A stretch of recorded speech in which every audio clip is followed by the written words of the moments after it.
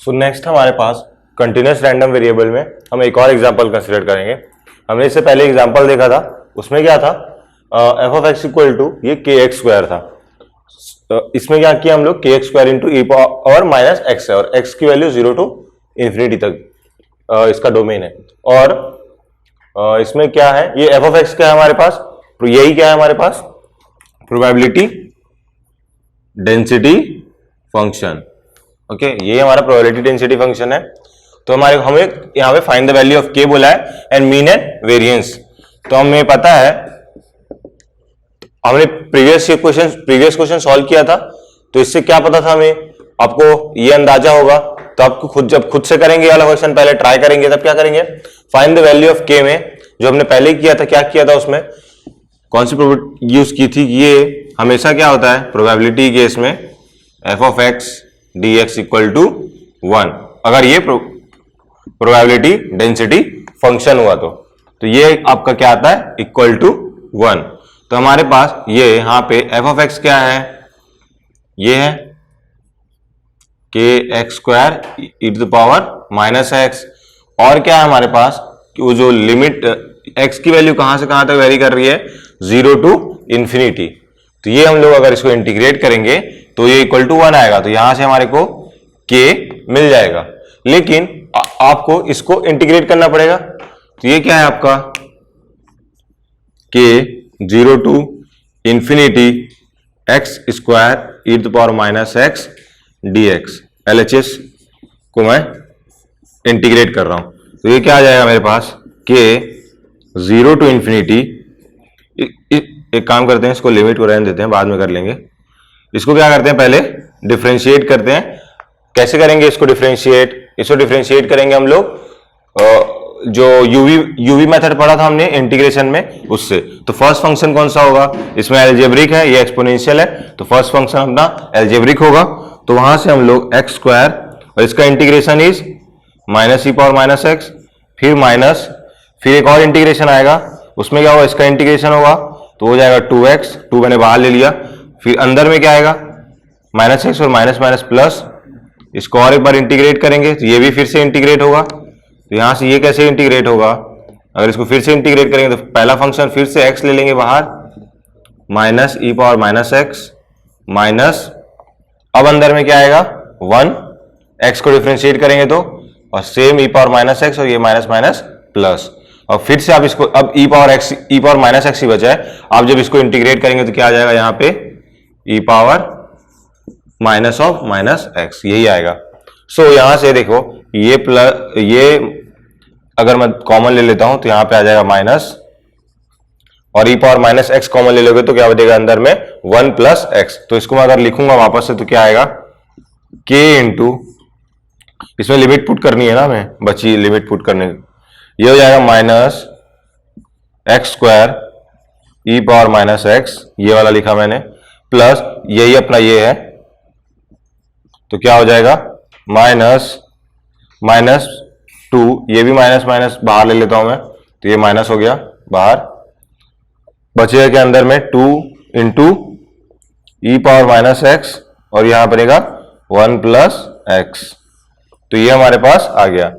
मैंने यहां से क्या किया, ई पावर माइनस एक्स को कॉमन ले लिया है। सो यहां पे लिमिट की वैल्यू क्या आएगी, 0 टू इंफिनिटी हमें पुट करनी है लिमिट की वैल्यू। सो यहां से अगर हम लोग ऐसा आगे बढ़े तो क्या बनेगा, ये लिमिट की वैल्यू पुट करने पे, इसको तो छोड़ देते हैं, बाहर ही रहने देते हैं। इसमें क्या आएगा, इंफिनिटी और ये इंफिनिटी, एक्स स्क्वायर और क्या है, ई पावर माइनस एक्स है, एक्स टेंस टू इंफिनिटी क्या होगा, ये कौन सा फॉर्म बन रहा है, इंफिनिटी, और ई पावर माइनस इंफिनिटी क्या होगा, 0 होता है। हमने देखा था ये क्या बन जाएगा, क्योंकि 1 by E to power infinity, और वो इंफिनिटी बाई इंफिनिटी क्या होगा, ये भी क्या है, infinity by infinity is indeterminate form.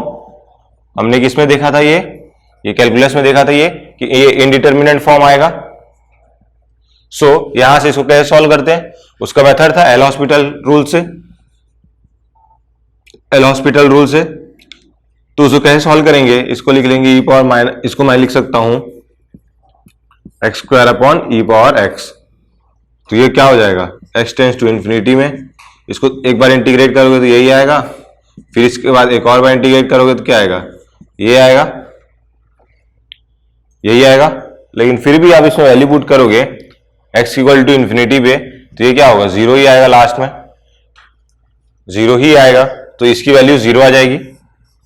इसमें वैल्यू पुट करेंगे अगर इन्फिनिटी, तो ये क्या है, बहुत लेंदी प्रोसेस है, ये क्या है, बहुत ज्यादा आपका कैलकुलेशन मांग रहा है। इसमें आपको कहां पे, ये प्रोबेबिलिटी का क्वेश्चन है, इसमें कैलकुलस का भी पोर्शन आपको याद रखना पड़ रहा है, या फिर कैलकुलस का पोर्शन भी आपको अप्लाई करना पड़ रहा है।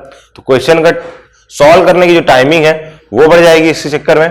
इसलिए हम लोग यहाँ पे इस क्वेश्चन को ऐसे सॉल्व नहीं करेंगे, कर सकते हैं लेकिन बहुत लंबा प्रोसेस है। इसमें आपको हर एक लिमिट की पुट करने के लिए इन्फिनिटी और जीरो दोनों के ऐसा है कि इसमें आपका इंडिटरमिनेट फॉर्म आएगा ही, क्योंकि e पावर माइनस एक्स है एक जगह, और जहां पे भी x आ गया वहां पे इन्फिनिटी डायरेक्ट पुट करोगे तो क्या हो जाएगा, वो वैल्यू इन्फिनिटी हो जाएगा x की वैल्यू में। तो ये क्या, इसलिए हम लोग इसको ऐसे सॉल्व नहीं करेंगे, क्यों, क्योंकि हमारे पास टाइम कम है गेट में क्वेश्चन में, और ये मेथड बहुत लंबा जा रहा है। तो इसमें हम लोग क्या करेंगे, हम लोग एक और चीज पढ़ते हैं कैलकुलस में, वो है गामा फंक्शन। तो उसमें गामा का फंक्शन का यूज करेंगे इन इंटीग्रेशन। तो गामा फंक्शन में क्या होता है, वो कैसे डिफाइन करते हैं, ऐसे रिप्रेजेंट करते हैं, ये गामा ऑफ एन को ऐसे रिप्रेजेंट करते हैं हम लोग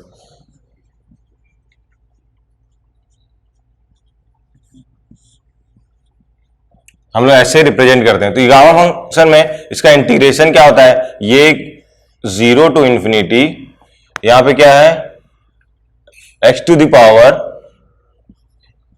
e power minus X, X to the power n minus 1 dx। जब भी आपको इसका इंटीग्रेशन करना रहता है तो जनरली कैसे करते हैं इसका इंटीग्रेशन हम लोग, first function and second function मान के, लेकिन यही हमारा गामा फंक्शन होता है, इसको हम लोग गामा फंक्शन बोलते हैं। और इस इंटीग्रल की value in limit 0 to infinity क्या आती है, गामा ऑफ n। तो ये आपको पता होना चाहिए, यही आपका क्या होता है, ये कैलकुलस का पोर्शन है। तो वहां क्वेश्चन में कहीं आया नहीं, इसलिए मैं आपको बताया नहीं, यहां पे क्वेश्चन में दिख रहा है तो मैं आपको बता रहा हूं। सो यहां पे तो ये चीज वहां भी लिख सकते हो। जनरली ये क्वेश्चन गामा फंक्शन पूछता नहीं है, लेकिन ये पता होना चाहिए आपको, कहीं ना कहीं इस टाइप के दिख जाएंगे जो आप इससे सॉल्व करोगे तो आपका आ जाएगा। यहां पे क्या हो रहा है, लिमिट अगर कुछ और होती, लिमिट के कारण आपको बस दिक्कत होगी, बाकी आप तो वैल्यू तो पुट करके निकाल ही सकते हो इसमें। अगर एक कैलकुलस में क्वेश्चन आया तो एल हॉस्पिटल तो लगाता ही वहां पे, तो वहां पे आप ये निकाल ही सकते हो। लेकिन क्या है, बस आपका टाइम थोड़ा ज्यादा लगेगा और इसमें थोड़ा आसानी हो जाएगा आपको। So gamma of N equal to ये होता है। इसमें गामा की कुछ कुछ प्रॉपर्टीज होती हैं, तो इसमें क्या क्या होती हैं गामा की प्रॉपर्टीज, वो लिख लेते हैं। प्रॉपर्टीज मतलब उसकी वैल्यू क्या क्या आती है। सो गामा ऑफ एन जो है उसको कैसे डिफाइन करते हैं, अगर पहला लिखूं मैं, गामा ऑफ एन प्लस 1 आप लिखोगे तो वो इक्वल टू होता है आपका N into gamma of N. तो गामा ऑफ एन प्लस 1 को N into gamma of N लिख सकते हैं, और गामा ऑफ एन जो होता है वो है आपका एन माइनस 1 का फैक्टोरियल। यही आपका क्या होता है, गामा ऑफ एन भी होता है। और ये जो है इसमें एन क्या है, एन आपका क्या होना चाहिए, एन बिलोंग्स टू इंटीजर होना चाहिए, तभी ये वैलिड है। एन बिलोंग्स टू इंटीजर होना चाहिए, नहीं तो ये वैलिड नहीं होगा। ठीक है, हाँ लिख लेते हैं ओनली मतलब कि सिर्फ इसी केस में ही वैलिड होगा। कौन से केस में, ये क्या रिप्रेजेंट कर रहा है, इंटीजर, इसको क्या बोलते हैं हम लोग, इंटीजर z, इसी को बोलते हैं only when n belongs to integer. तो ये हमारे पास दो और इसकी प्रॉपर्टीज आ गई है। इसकी हम लोग और भी प्रॉपर्टीज लिख सकते हैं, जैसे कि इसमें क्या लिख सकते हैं, और अगर gamma of n equal to क्या है, n माइनस 1 का फैक्टोरियल है, तो यहां पे दो तीन, अगर गामा ऑफ 1 निकालूंगा मैं तो मेरे पास क्या आएगा, गामा ऑफ 1 इक्वल टू 1 ही आ जाएगा, गामा ऑफ 1 इक्वल टू 1 आ जाएगा। और सिमिलरली गामा ऑफ 0 क्या होगा, गामा ऑफ 0 आपका ये हो जाएगा। ये वाला केस क्या होता है, गामा फंक्शन में एग्जिस्ट नहीं करता है, डजंट एग्जिस्ट,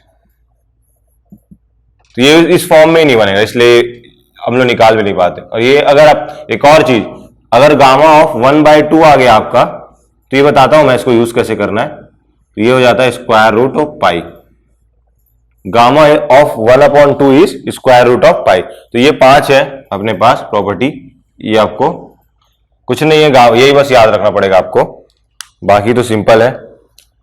ये वाला ही आप एक प्रॉपर्टी भी याद कर लेंगे तो काफी है। और ये वाला आपको ध्यान में रहेगा तो थोड़ा अच्छी बात है कि ये ध्यान में रहना चाहिए। Gamma of half equal to root over pi. तो यहां से हम लोग ये वाला क्वेश्चन टैकल कर सकते हैं। तो अगर ये वाला क्वेश्चन हम लोग अब अप्लाई करने की कोशिश करें, मतलब अब सॉल्व करने की कोशिश करें, तो क्या होगा, मैं इसको रफ कर रहा हूं। तो इसमें क्या आएगा कि अब इसमें क्या क्या वैल्यू है, n की वैल्यू क्या है, n is n minus one equal to क्या है हमारे पास, ये क्या n minus one is equals to, यहां पे कितना है 2 है, ये रहा 2। तो यहां से n की वैल्यू क्या आ जाएगी हमारे पास 3 आ जाएगी n की वैल्यू। यहां से n माइनस वन कंपेयर कर रहा हूं तो n की वैल्यू क्या है मेरे पास 3 है। तो यहां से n minus one equal to 3 है, यहां पे b पावर माइनस एक्स, यहां पे b power minus x, k तो अपना बाहर चले जाएगा, तो k तो मेरा कांस्टेंट ही है। सो इसको मैं क्या लिख सकता हूं, इसको क्या मिल सकता हूं, k तो मेरा आएगा ही multiplied with n equal to 3 पे, तो ये हो जाएगा गामा ऑफ 3। ये क्या हो जाएगा गामा ऑफ 3।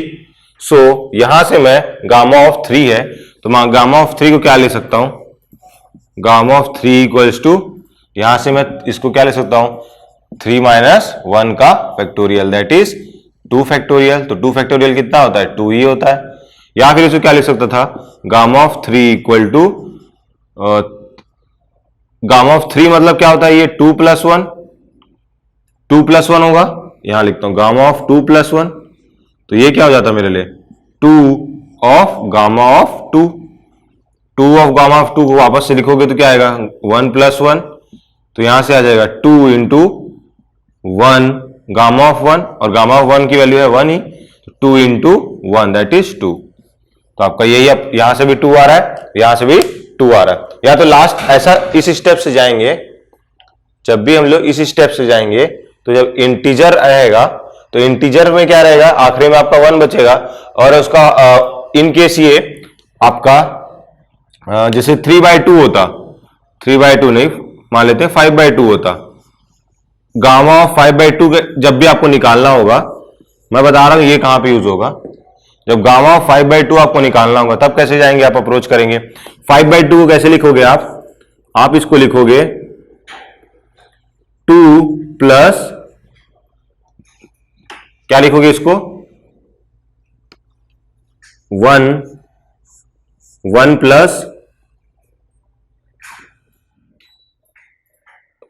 3/2, 1 प्लस 3/2 लिखोगे तो क्या आएगा आपके पास, इसको मैं लिख रहा हूं, यही लिखेंगे 2 इंटू 1 इज 2, 2 प्लस 3 इज 5, 5/2 ये आ रहा है आपका। सो यहां से n गामा ऑफ n, ये n है प्लस 1, n प्लस 1 मतलब n into 3/2 into gamma of n, वापस से मीन्स 3/2, तो वापस से मैं 3/2 को क्या लिख सकता हूं 1 प्लस 1/2 लिख सकता हूं। तो ये अब क्या हो जाएगा 3/2 मल्टीप्लाइड विथ, यहां पे n क्या है, n ये है और ये प्लस 1 है, तो यहां पे बाहर आ जाएगा 1/2 multiplied with gamma of 1/2, gamma of n तो बचेगा। सो यहां से आप क्या ले सकते हैं, ये तो हो गया 3/4 और इसकी वैल्यू आ जाएगी √5। यहां पे लास्ट में गामा ऑफ 1 आ रहा था, यहां पे गामा ऑफ 1/2, तो लास्ट में गामा ऑफ 1/2 आता है, तो उसके बाद हम लोग उस आंसर को इसकी वैल्यू को पुट कर देंगे, लास्ट में जो वैल्यू आएगी वो यहाँ पे पुट कर देंगे, तो ये इसका आंसर हो जाएगा। तो इस तरीके से ये वाली गामा ऑफ 1/2 यूज होता है, जब भी आपका फ्रैक्शन में आ जाए गामा की वैल्यू निकालनी हो तब इस तरीके से हम लोग अप्रोच करते हैं। ओके, क्योंकि इसको एक तो ये वाले को n+1 वाले को इस फॉर्म में तो नहीं लिख सकते, क्योंकि हमें फ्रैक्शन का क्या है, फैक्टोरियल तो हम लोग इंटीजर का ही देखते हैं, इसीलिए गामा हम लोग इस फॉर्म से सॉल्व करते हैं। इस वे में आप इसको अप्रोच नहीं कर सकते। अगर इंटीजर है तो या तो इस वे में जा सकते हो या तो इस वे में जा सकते हो गामा के में, लेकिन अगर फ्रैक्शन है तो ये आपको यही एक तरीका है, ऐसे ही अप्रोच करना पड़ेगा। लास्ट में अगर हाफ आ गया तो ये √पाई आपने गामा ऑफ की हाफ वैल्यू हो जाएगी। सो अब अपने प्रॉब्लम में आ जाते हैं हम लोग। तो यहां से हमारे पास क्या आ गया था, इसकी वैल्यू गामा ऑफ एन। तो gamma of N is equals, answer इसका क्या आएगा हमारे पास, इसकी आंसर क्या होगी, इसकी आंसर होगी हमारे पास गामा ऑफ 3 दैट इज 2। वो हमने कैलकुलेट किया था और यहां से के भी मल्टीप्लाइड होगा, इसमें के भी आ रहा था यहां पे, तो यहां पे भी आ जाएगा के, और ये इक्वल है हमारे RHS इक्वल टू 1 से। सो यहां से हमारे पास के मिल जाएगा हमें, के दैट इज 1/2।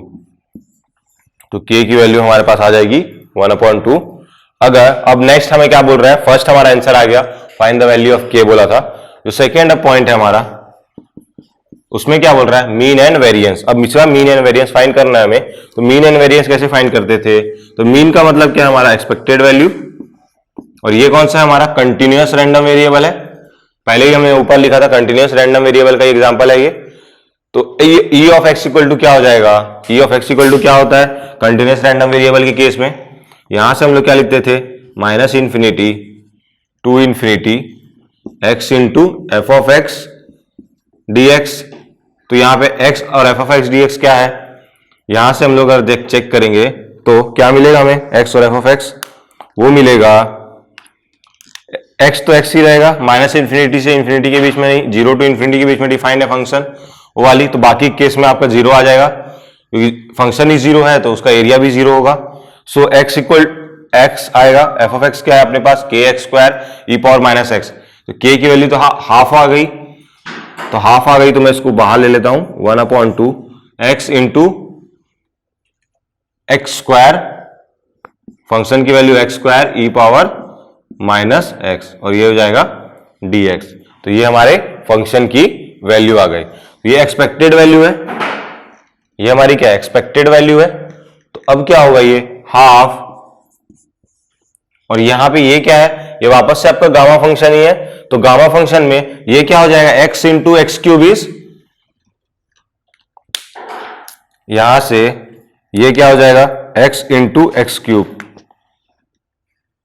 ये कि x into x² is x³ हो जाएगा। तो ये x³ है। अब इसको कंपेयर करोगे तो क्या बनेगा, 3, और ये n-1, तो n-1 इक्वल टू आप 3 लिखोगे, तो यहां से n की वैल्यू क्या आएगी, 4 आएगी। तो इस पूरे ये पूरे इंटीग्रल का वैल्यू क्या आ जाएगा आपके पास, हाफ, और गामा ऑफ क्या है 4, n की वैल्यू क्या आ रही है 4 ना, तो ये क्या है गामा ऑफ n आता था, तो यहां पे गामा ऑफ 4 आ जाएगा। तो गामा ऑफ 4 की वैल्यू कैसे निकालेंगे, गामा ऑफ 4 की वैल्यू निकालेंगे, इसको मैं लिखूंगा क्या 3+1, 3+1 लिखूंगा तो क्या बनेगा 1/2 इंटू 3 इंटू गामा ऑफ 3, और गामा ऑफ 3 की वैल्यू तो हमें पता है वो क्या आई थी, 2 ही आई थी, इससे पहले हमने निकाला था, गामा ऑफ 3 इक्वल टू 2 आया था। तो यहां से हम लोग लिख लेंगे ये वैल्यू 2 हो जाएगी, गामा ऑफ 3 की वैल्यू 2 आएगी, और वो 2 कैंसिल हो जाएगा, बचेगा हमारा क्या सिर्फ 3। तो इसमें एक्सपेक्टेड वैल्यू या फिर मीन वैल्यू की वैल्यू क्या आ जाएगी, यहां पे 3 आ जाएगी। मैं सब रफ कर रहा हूं, इसको रहने देते हैं, चलो नेक्स्ट। इसके बाद हमने क्या बोला है, इसमें वेरिएंस निकालने भी बोला था। तो वेरिएंस कैसे निकालेंगे हमें, variance, so variance of x. तो वेरिएंस ऑफ एक्स की वैल्यू जो आएगी वो इसमें से देखो, वेरिएंस निकालने के लिए हमें क्या निकालना पड़ता है, एक और टर्म निकालनी पड़ती है, दैट इज e⁻²। तो इसको निकालने के लिए क्या करेंगे हम लोग, -∞ to infinity x² into F of X करते थे इसके लिए। सो यहां से हमें क्या मिल जाएगा, हमारे पास वेरिएंस आ जाएगा, और वो कैसे आएगा, एफ ऑफ एक्स की वैल्यू क्या है kx² ex, तो ठीक है मैं इसको k ही लिखता हूं यहां पे, और ये k बाहर आ जाएगा ना, कांस्टेंट है, k इंटू x², तो ये तो x² आएगा ही, और जो फंक्शन की वैल्यू है वो क्या है अपने पास x² e⁻⁻x dx, और ये लिमिट 0 टू इन्फिनिटी हो जाएगी क्योंकि डिफाइंड ही फंक्शन उसी में है।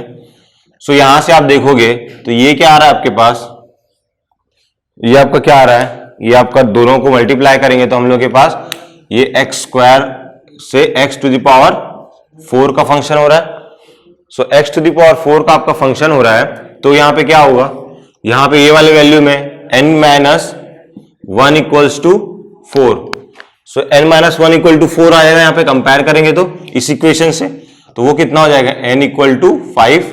तो इस इंटीग्रल की वैल्यू हमारे पास आ जाएगी गामा ऑफ 5, और यहां पे k पहले था और उसकी वैल्यू है हमारे पास हाफ, तो यहां से क्या आ जाएगा, गामा ऑफ 5 इक्वल टू, इसको मैं लिखूंगा 4 प्लस 1, और 4 प्लस 1 में 4 इंटू गामा ऑफ 4, और गामा ऑफ 4 की वैल्यू क्या है हमारे पास, गामा ऑफ 4 की वैल्यू क्या आई थी, 3 गामा 3, और 3 इंटू 2, तो यहां पे क्या हो जाएगी वैल्यू, ये तो हाफ, तो 2 into gamma of 4 equal to 3 into 2, तो यहां से एक और आ जाएगा 3 इंटू 2, तो यहां वैल्यू क्या आएगी इसकी 6, 12, वैल्यू यहां से 12 आ जाएगी, 3 2 जा 6, 6 2 जा 12, तो यहां से हमारे पास e ऑफ एक्स स्क्वायर आ गया।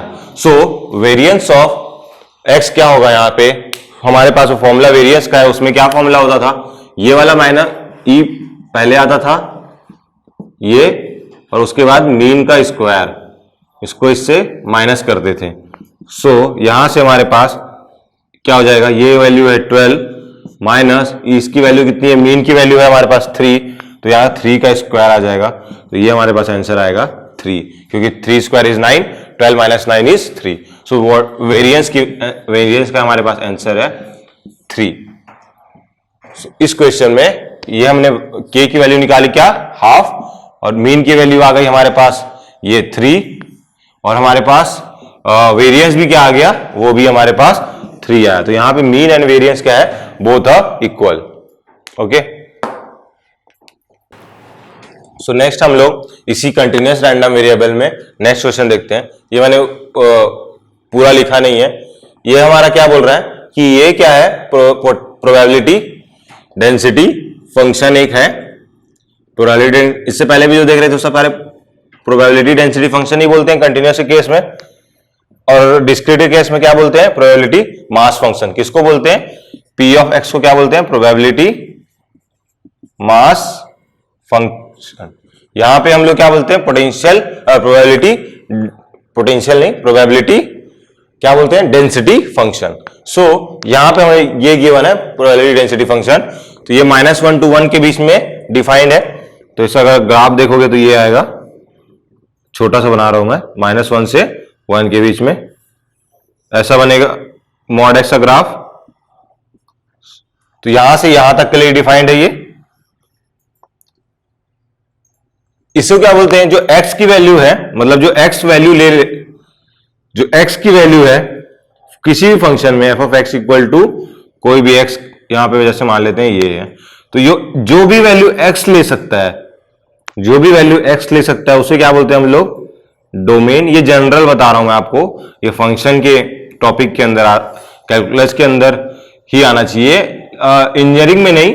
ये जो हम लोग और पहले पढ़ते हैं, लोग 9th या 10th में पढ़े होंगे आप लोग, तो इसमें क्या होता है, x जो वैल्यू ले सकता है वो डोमेन होता है। जब फंक्शन आपका मैपिंग भी करते हो, जहां जिस ईयर में आप मैपिंग देखते हो ना, उसी ईयर में आप डोमेन और रेंज भी देखते हैं। क्वेश्चन में क्वेश्चन ही आता था 10th 11th या फिर 10th 11th में ही शायद टॉपिक है, 9th में नहीं है, डोमेन और रेंज का क्वेश्चन ही आता था। X is a domain, x जो भी वैल्यू एक्स ले सकता है वो क्या है, आपका डोमेन है। और रेंज क्या होती है, जो भी एक्स की वैल्यू, सारी डोमेन की वैल्यू अगर इसमें वैल्यू पुट करेंगे तो जो भी एफ ऑफ एक्स का रेंज आएगा, एफ ऑफ एक्स जो भी वैल्यू आ सकता है वो किस पे डिपेंड करेगा, एक्स पे डिपेंड करेगा।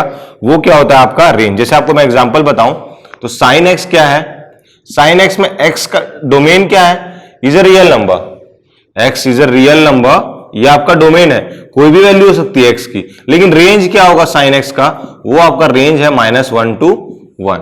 सिर्फ आपका जो रेंज है वो क्या है, -1 to 1।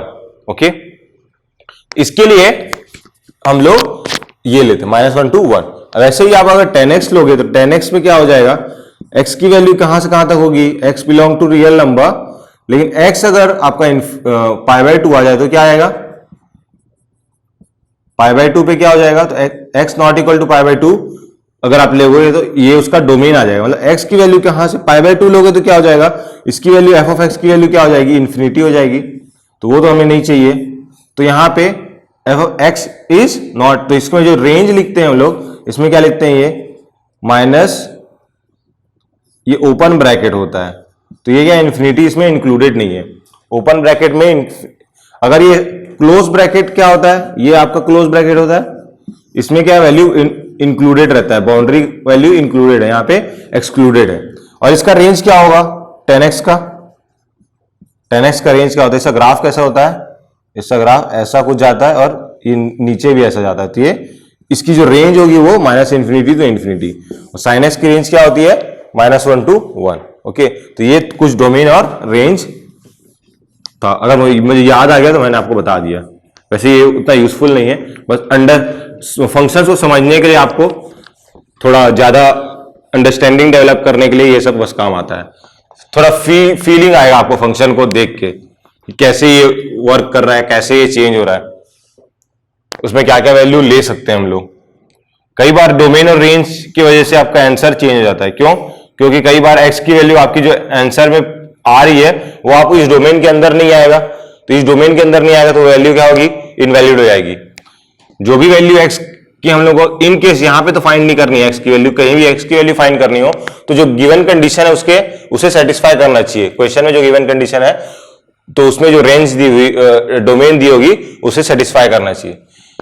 तो यहां पे हम लोग क्या बोल रहे हैं कि यहां पे जो प्रॉब्लम है हमारे पास ये पोटेंशियल डेंसिटी फंक्शन का, तो मैंने यहां पे फाइंड वेरिएंस ऑफ x ले लिया है, मीन ले लिया है, क्योंकि मीन एनी में हम लोग को निकालना ही पड़ता है, वेरिएंस निकालते हैं तो मैंने सिर्फ वेरिएंस ऑफ x लिख लिया है, तो मीन तो पहले निकालना ही पड़ेगा हमें।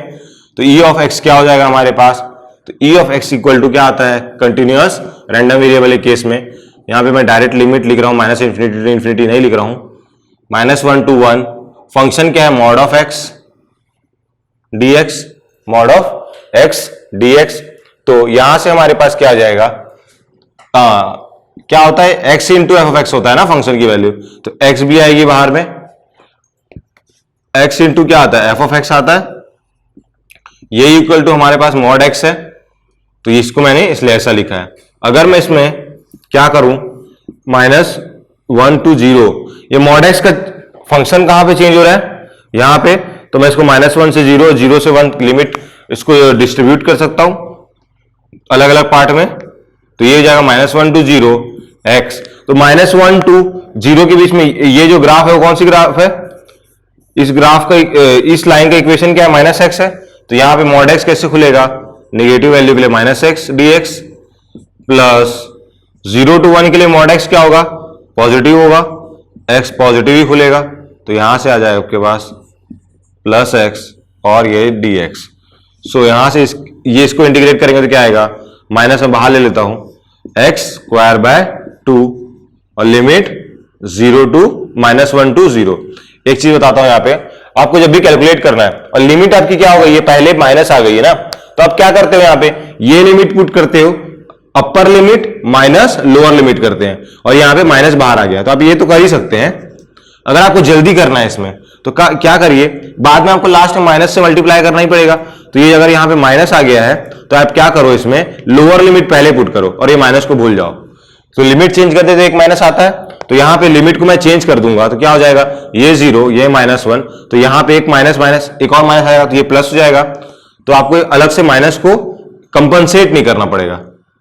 सो यहां पे अगर मैं ये लिमिट पुट करूंगा तो ये हो जाएगा प्लस हो जाएगा, तो मैं इसको लिख नहीं रहा हूं, लेकिन मैं जो लिमिट पुट करूंगा डायरेक्ट लोअर माइनस अपर पुट करूंगा।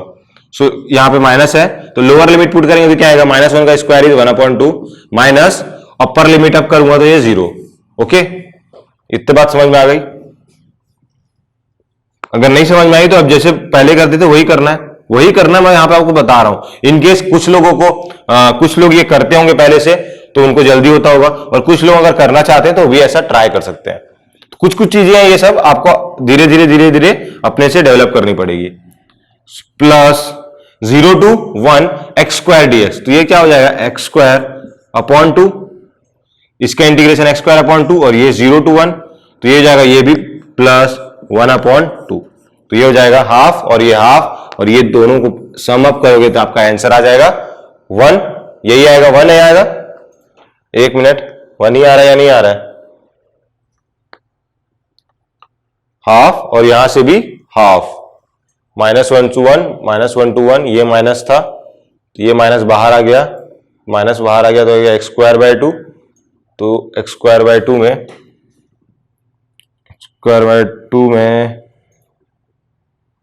-1/2, कुछ तो ये गलत हो गया ना यहाँ पे हमने मिस्टेक कर दिया। क्या मिस्टेक कर दिया कि ये इसका इंटीग्रेशन क्या होगा,